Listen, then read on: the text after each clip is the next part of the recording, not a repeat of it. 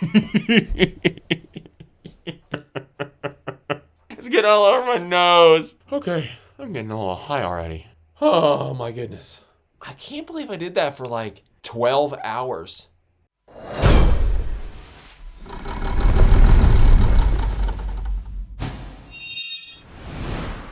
This story is like one that's like for the books. If anyone asks me about the story, this is one of the most iconic stories of my life. I will tell you, the people that are involved in this story remember it, but don't understand if I'm fully accurate on my assessment. I remember 99.99% of this story. There are a few details.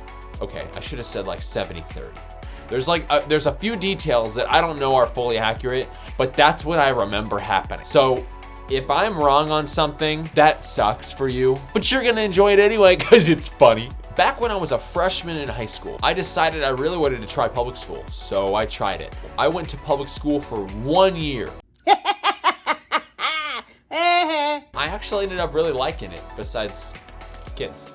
Kids suck. Yeah, I know. Besides that though, I really love school. But I was in my wood shop class one time, and one of the kids in our classroom was a druggie. Everyone knew he always smoked weed. He always was high as a kite. He was always very, oh, dude. Dude, you get the best barrels ever, dude. Smack the lip. I don't even know how to describe it.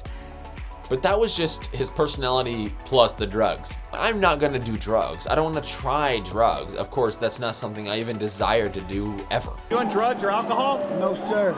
You take drugs or alcohol? What is drugs? I overheard the druggie and some other people at this table next to me talking about how it's actually super fun if you sniff alcohol. And then you sniff it for like an hour just to let it give you enough of a rush. And of course, knowing me, I'm like, huh, I don't have to do drugs to get a little loopy. Let's do it. So I reached out to all my idiot friends and asked them if they wanted to come over and stay the night at my house. I don't think you make it. I think you'll chicken out. And as they come over that night, I tell them I have an amazing idea. I tell them this sniffing alcohol idea, and they look at me like, are you nuts? Yeah, I probably am. Yeah, it wasn't totally dumb, just like mostly stupid. I mean, yeah, I am nuts, but let's try it anyway. Since my mom's a teacher, she had all different types of Sharpies and markers in her bedroom. And since she was gone that evening, I thought, I don't think she'll notice if I take a few. So I snuck in and grabbed a few for each one of us guys. Then they asked me, how long do we hold these underneath our nose? I don't know. How long are you gonna stay? An hour or something? Then I thought of an idea. Why do I have to hold these things when I could use something that'll stick them right to my face and I don't have to do nothing? I went to our utility room and got our duct tape. Brought that out, stuck them suckers right to our face. I mean, bada bing, bada boom. So stupid. I'm pretty sure I lost like 1,000 brain cells after I made that decision. I don't have a brain. And then all my friends are like, oh, okay. Sounds like an adventure. I'm in. Don't even give me credit for being the leader. That's no. If you lead him off a cliff, the one who led is still an idiot. So we've got these Sharpies underneath our noses for like, I don't know, 3 hours. We watched movies, we played video games, we played board games, not really understanding that our noses have absorbed this for hours at a time. They get dried out, and I have the great idea to go get more because I stopped smelling it. Sure, yeah, that makes sense. So I went back in the room and got more for all of us to sniff again. I mean, come on. I've sniffed Sharpie for at least 5 to 6 hours. We're talking brand new Sharpies. These were out of the package, man. I think my mom had like a ladies' night with her friends or something, and it was like 12 o'clock and my mom wasn't even back yet. Great, now that we have the night out of our way, here comes the morning. I'll be honest, I don't remember what happened. Man, I don't even know where to begin. Since I don't know where to begin, I'm gonna use these little guys to depict all the details that I remember of that morning. I woke up naked. My clothes were in their living room. The TV was fuzzy, still on, popcorn all over the floor, the house was trashed. Friend number one's clothes were in my bedroom. Friend number one was no longer at the house. As I went into the kitchen, I noticed we had built a massive tower out of cans from every can in our pantry. I understand nothing. Friend number 2 was in his underwear sleeping under the kitchen table. I felt like I got hit by a bus.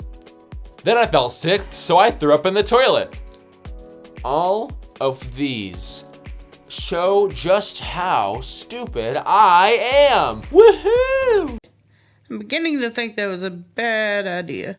So yes, let's just say that morning was a little crazy. But there's one thing that remained. I couldn't find friend number 2. I woke friend number 1 up from underneath the kitchen table, and we were looking in every single room trying to find him. Friend number 2 was named Chuck. You know, the one I've been telling you about, the one that lives across my street. We have this big commons area, a big field that kids play in between our homes. You can see his house from mine. I thought maybe he just went home and I missed him right before he left. So friend 1 and I throw on clothes super quickly and walk towards his house. As we're walking toward his house, there's something in the field. What could it be? Oh, it's a man. Oh, it's friend number 2 sleeping in the field with his shirt off. Then we went and ran up to friend 2 and woke him up. He seemed so disoriented, it's not even funny.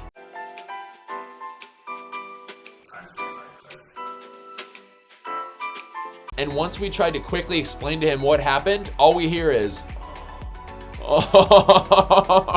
and we went back right to the house and hung out as buds. No regrets.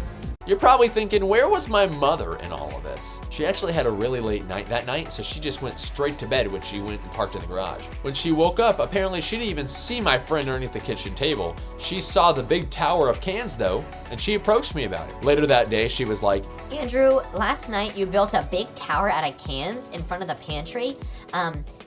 Next time, can you just put things away after you use them? I'm so sorry that happened. Yes. I most certainly can do that for you. don't even remember it. Don't even, nope.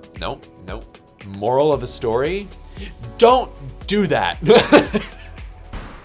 Thank you guys so much for watching this video. Make sure you check out the next video too, because I'm gonna be announcing a brand new segment on Carson Entertainment. You will not want to miss it.